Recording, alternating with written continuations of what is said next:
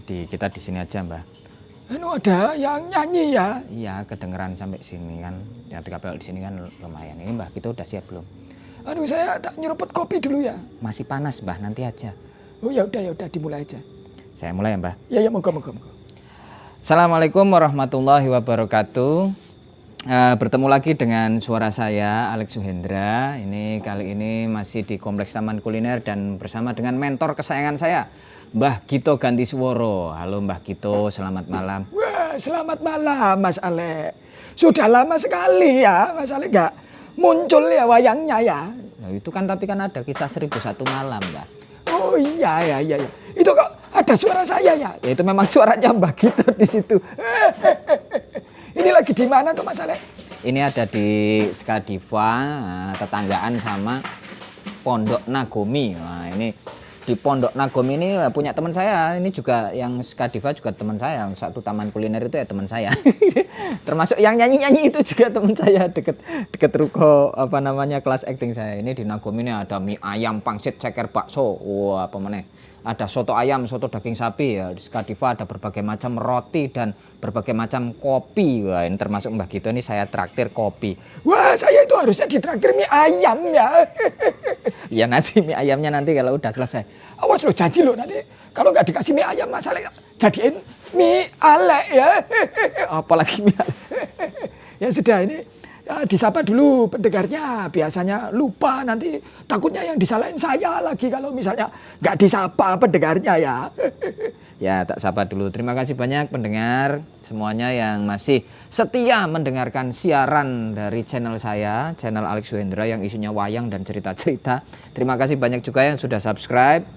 Terima kasih banyak yang sudah komentar ya, yang sudah nyawer juga terima kasih banyak. Loh, ini ada yang nyawer lagi Pak Mas Ale? Belum ada, Mbah. Wah iya ini pada nyawer ini di Mas Ale gini ya.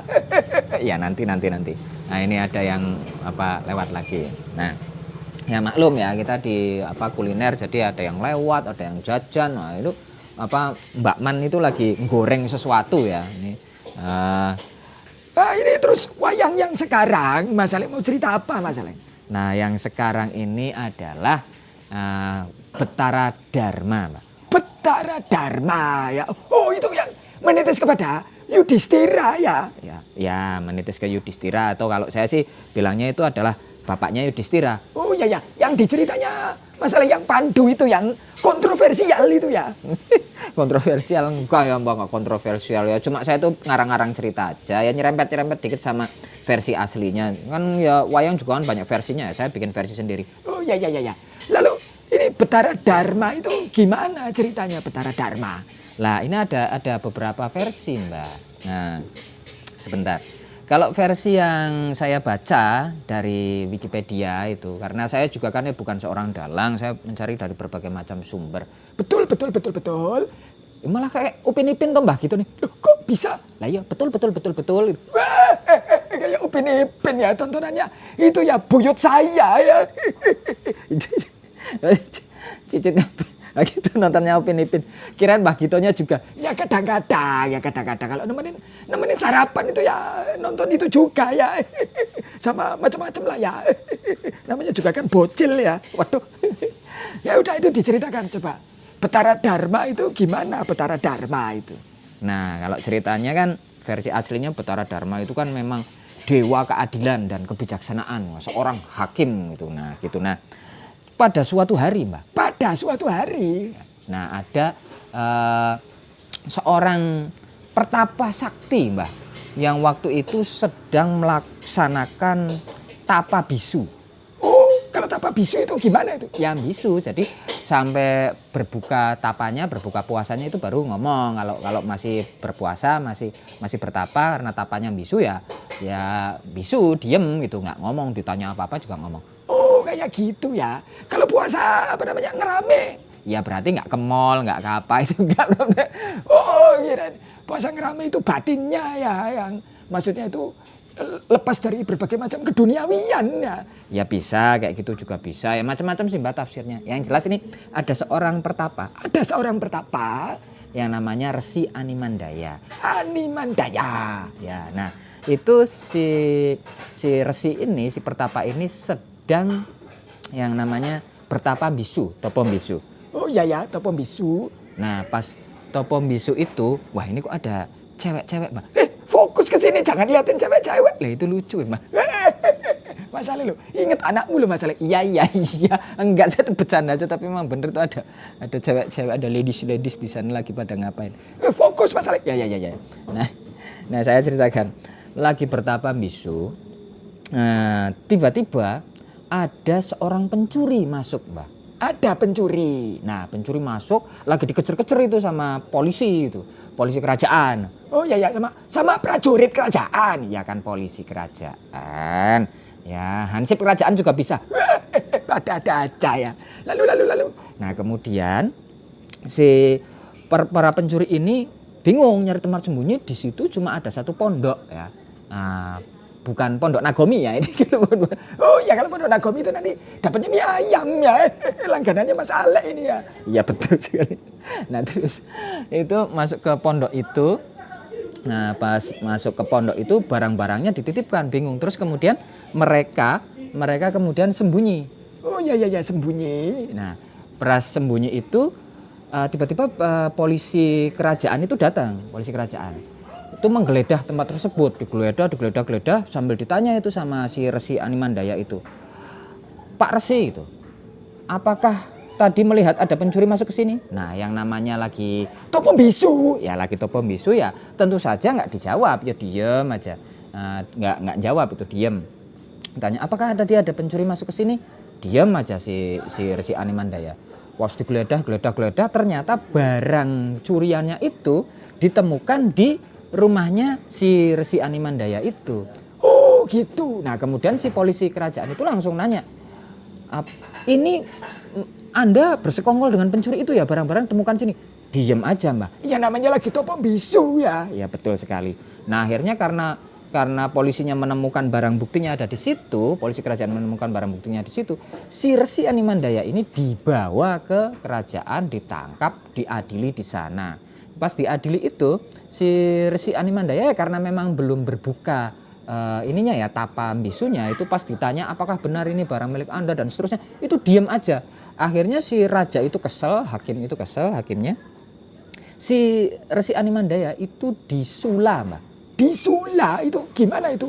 Ada culanya? Bukan cula badak, bukan. Ini disula itu adalah sebuah bentuk penyiksaan atau apa namanya ya, eksekusi yang sangat mengerikan Mbak. Itu gimana? Nah jadi sula itu adalah bentuk eksekusi di mana si terpidana itu disuduk dari, maaf ya ini pendengar ya, dari bagian bawahnya, dari tempat pembuangannya sampai tembus pakai bambu atau pakai kayu, itu tembus jeblos sampai ke mulutnya, itu namanya disula. Wih, kok ngeri banget ya? Ya memang zaman dulu memang seperti itu Mbah, macam-macam, ada yang disalib, ada yang disula, ada yang di Iron Maiden itu. Iron Maiden itu namanya band. Ya tapi kan Iron Maiden itu sebenarnya bentuk ini ya, bentuk siksaan itu. Jadi orangnya ditaruh di sebuah peti mati, di mana peti matinya itu banyak paku-pakunya, terus ditancepin situ, jedek. Nah itu. Oh kayak gitu. Ya, nah kemudian si Resi Animandaya itu bukannya wafat, tapi ternyata Resi Animandaya itu tetap hidup, malah tambah sehat. Kok bisa? Ya namanya seorang resi sakti ya. Lah kemudian akhirnya si raja itu pas Resi Animandaya itu sudah berbuka dari tapanya, sudah tidak bisu lagi, si Resi Animandaya bilang bahwa bukan sayalah pelakunya, bahwa pelakunya adalah pencuri itu dan saya sedang melakukan aksi ritual tapa bisu, jadi saya tidak bisa menjawab apapun sampai situ. Oh akhirnya setelah berbuka puasa bisunya, kemudian diutarakan kepada rajanya. Betul sekali. Nah akhirnya raja itu kan menyesal Mbak. Resi Animandaya kemudian si raja itu mohon maaf kepada Resi Animandaya dan kemudian dipotonglah si sula itu. Tadinya mau dilepas tapi sulanya nggak bisa lepas. Akhirnya cuma dipotong separuh di bagian pembuangannya itu dipotong. Di mulutnya masih menganga, itu masih menancap ada yang namanya sulanya, ada bambu atau kayunya. Saya kurang paham. Nah, kemudian saat itulah Resi Animandaya memohon keadilan kepada Betara Dharma. Nah, kepada Betara Dharma waktu itu datang ke Suralaya, ke Kedewatan, ketemu sama Betara Dharma, terus curhat. Kenapa saya mendapatkan hukuman nasib seperti ini? Padahal saya berbuat baik dan seterusnya. Akhirnya Betara Dharma bilang begini, dulu waktu kamu kecil, wahai Animandaya, kamu pernah melakukan sesuatu yang kejam. Kamu suka nusuk belalang itu disate, disuduk dari bagian belakang sampai ke mulut. Seperti itu. Lah, Resi Animandaya protes. Oh iya protes ya, karena itu pasti karena masih anak-anak. Ya betul sekali, karena masih anak-anak kan nggak ngerti apa-apa. Betul sekali lah. Terus kemudian protes itu kepada Betara Dharma. Ya protes. Maaf Betara Dharma, waktu itu kan saya masih anak-anak, saya nggak ngerti sama sekali tentang hal itu, bahwa itu dosa. Dan bukankah di banyak agama juga mengatakan tindakan anak-anak yang belum balik itu tidak berdosa, itu bukan dosa. Kenapa saya mendapatkan siksaan seperti ini? Nah, kemudian Betara Dharma bingung, tengok. Nah, kemudian Resi Animandaya marah karena dia adalah seorang resi yang sakti, tapanya sangat kuat, puasanya sangat gentur. Akhirnya dikutuk itu Betara Dharma. Suatu saat Anda akan menitis kepada seorang manusia dari kelas sudra dan kemudian kaki Anda akan mengalami pincang. Maaf ya pendengar kalau misalnya ada yang tersinggung dengan kata-kata saya. Iya pendengar ya, ini berdasarkan cerita ya masalah ya. Betul sekali.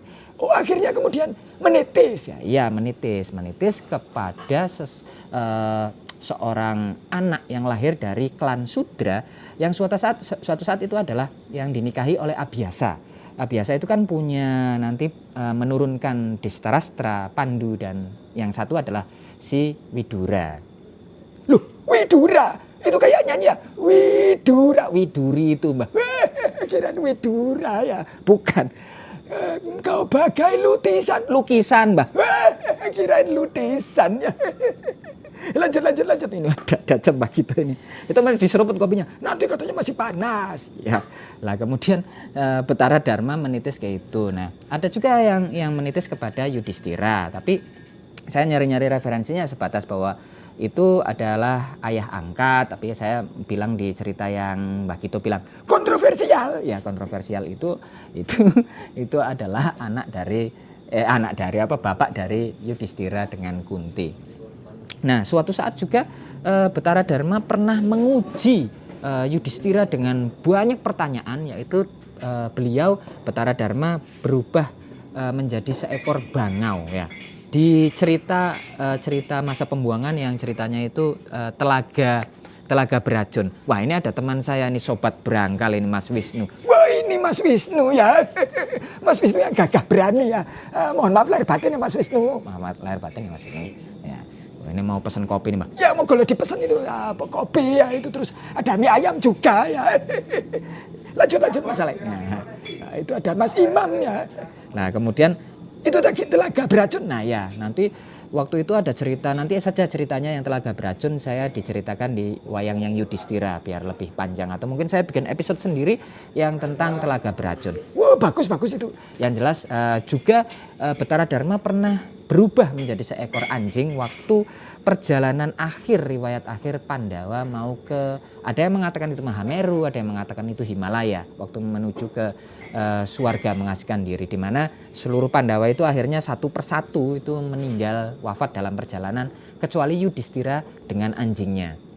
Waktu sampai di puncak Himalaya dan mau memasuki pintu surga itu di stop sama penjaga surganya bahwa kamu nggak boleh masuk surga Yudhistira kalau kamu masih membawa anjingmu, itu anjingmu akan masuk ke neraka. Yudhistira bilang, saya lebih baik masuk neraka daripada anjing saya nggak ikut bersama saya, karena selama ini si anjing ini mengikuti saya. Nah akhirnya si anjing itu berubah wujud menjadi Dharma, yaitu bapaknya si Yudhistira. Begitu Mbah sebenarnya ceritanya. Oh kayak gitu ya. Sebenarnya kisahnya itu masih panjang ya, terutama saya kok ini penasaran sama yang kisah telaga beracun ya masalahnya. Ya nanti itu seru sebenarnya Mbah. Ada banyak pertanyaan-pertanyaan, kalau nggak salah ada 125 pertanyaan yang dilontarkan kepada Yudhistira, dan pertanyaan terakhirnya adalah siapakah yang ingin engkau hidupkan di antara 4 saudaramu yang meninggal itu? Arjuna, Bima, Nakula, atau Sadewa. Nanti Yudhistira akan memilih. Baik pendengar semuanya, ini saya mau, ini kayaknya kopinya udah mulai, ini udah mulai hangat-hangat kuku, jadi bisa diseruput sama Mbak gitu. Iya, nanti kita sambung lagi ya pendengar ya. Yang jelas ya, ini masalah ini masih sibuk syuting. Ya alhamdulillah Mbak masih sibuk syuting sampai Mei nanti sebelum saya tinggal ke Cepu. Oh, ada ke Cepu? Ya ada lokasinya di Cepu Mbak. Nanti saya kasih tahu link filmnya ya biar bisa nonton bersama-sama. Oh iya. Baik pendengar. Loh kok malah Mbak gitu? Ya sudah, masalah. Ya Mbak gitu juga nggak apa-apa. Oh, ini nggak apa-apa lah, ya, masalah aja lah. Nanti saya kapan-kapan lah, begitu masalah pulang dari Cepu ya. Ya. Baik pendengar, terima kasih banyak sudah mendengarkan sampai detik ini.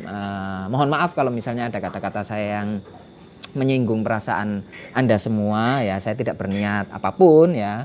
Mohon maaf kalau misalnya ada kurangnya, ada misalnya cerita-cerita dari saya yang di ensiklopedia wayang itu juga ada yang kleru-kleru, itu silahkan dibetulin.